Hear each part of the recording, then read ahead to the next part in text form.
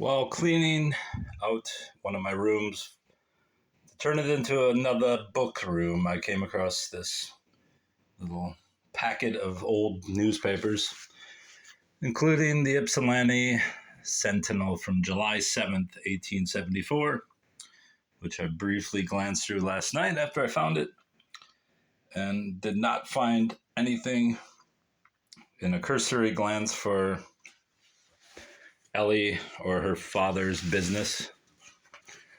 But I did come across a letter by, I don't want to wreck this paper, so I'm handling it very gingerly. J. Estabrook, who was an educator who spent about a third of his long career in education at both the Ypsilanti Union School as well as the Normal College, which later became Eastern Michigan. As you can see here, it shows a discrepancy in the date. This says 1873, which I don't believe is correct.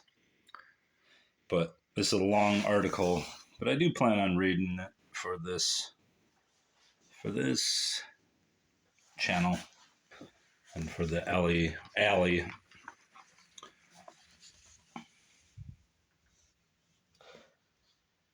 subject. You can see on the back of the paper the many blank spaces for sale at Samson's Special Cable Dispatch, and I know that was a technique at the time to make long blank spaces so people would look at it, but I think these guys just had a lack of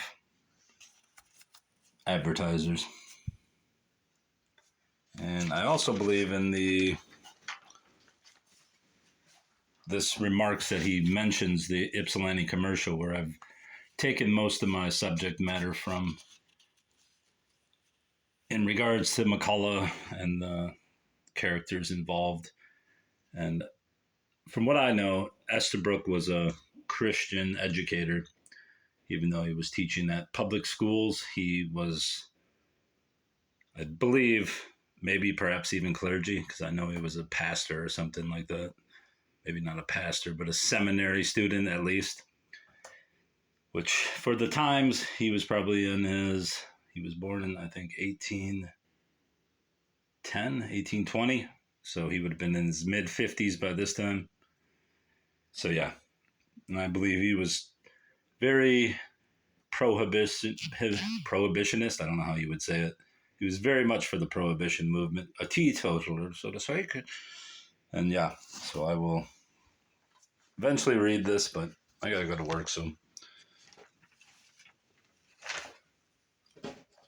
That's that. There's also a few Ann Arbor papers in this packet that I purchased at some store. Not a store, but the murder of Captain Gunnison. That's in Pennsylvania, though. See when these Michigan Argus are. 1857, that's before Allie's time. Although I think she was, I believe that's totally before her time. She might have been born in 1856. But what's this one? 1860, she would have been alive then, but as you can see, for President Stephen A. Douglas. The Michigan Argus, September 14, 1860. Anyway, that's all for now.